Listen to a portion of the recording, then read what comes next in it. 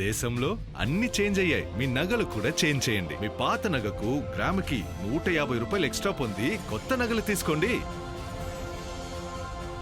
అదే తక్కువ తరుగుకు మీ లలితలో మాత్రమే. కర్నూలు జిల్లా కొడుమూరులో నిర్మాణంలో ఉన్న హరిహర క్షేత్రం భక్తుల దృష్టిని ఆకర్షిస్తోంది. ఆలయ నిర్మాణ పనులను బీజేపీ రాష్ట్ర మోర్చా అధ్యక్షుడు రొగుల గోపి శ్రీనివాస్ ఆధ్వర్యంలోని పార్టీ నాయకుల బృందం పరిశీలించింది. ఈ సందర్భంగా సనాతన ధర్మ పరిరక్షణలో ఆలయాల పాత్రపైన వారు అభిప్రాయాలు వ్యక్తం చేయగా ఆలయ నిర్మాణ లక్ష్యాలను దేవస్థానం చైర్మన్ ఎద్దుల మహేశ్వర్ రెడ్డి వివరించారు.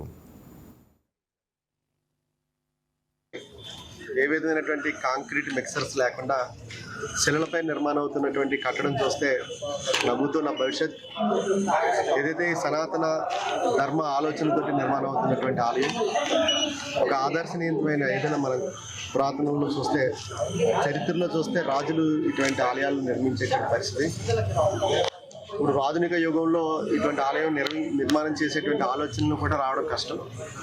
కానీ ఇప్పుడున్నటువంటి పరిస్థితులన్నింటినీ అధిగమిస్తూ ఈ ఆలయ నిర్మాణానికి ఉన్నటువంటి మహేశ్వర్ రెడ్డి గారు నిజంగా ధన్యులు.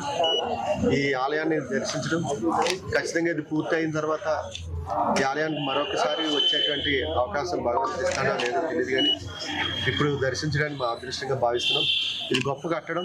ఖచ్చితంగా కోడుమూరు రాబోయేటువంటి రోజుల్లో ఒక మహాపుణ్యక్షేత్రంగా వెలుగొందుతుంది. ఒక చారిత్రాత్మకమైన కట్టడంగా ఈ యొక్క ఆలయాన్ని దర్శనం చేయడానికి రాష్ట్ర వ్యాప్తంగానే కాదు, ఇతర రాష్ట్రాల నుంచి కూడా దర్శనానికి వచ్చేటువంటి అవకాశం ఉండేటువంటి ఆలయం.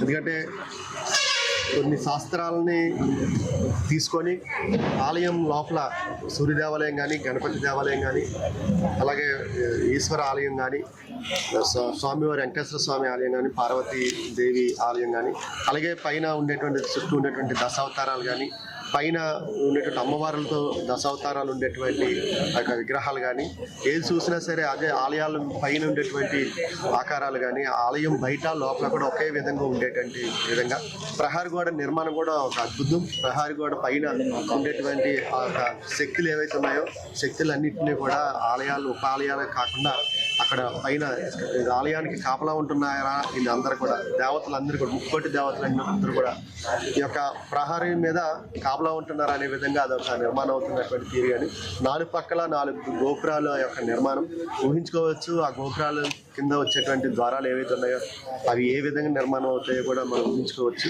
నిజంగా ఒక అద్భుతం. ఈ యొక్క అవకాశం, ఈ దర్శనం, ఈ యొక్క ప్రాంగణంలో తిరిగేటువంటి అవకాశం మాకు జరిగింది. బంగారం బ్యాంకులో ఉంటే అది మీ అప్పు, అదే శివ గోల్డ్ కంపెనీకి తీసుకొస్తే అది మీ పెట్టుబడి. తాకట్లో ఉన్న మీ బంగారాన్ని మేము విడిపించి ఈ రోజు మార్కెట్ ధర కొని స్పాట్లో మీ నగదు మీకు అందిస్తాం. ప్రతి నెల వడ్డీలు కట్టడం లాభమా లేదా ఇలా చేయడం లాభమా మీరే ఆలోచించుకోండి.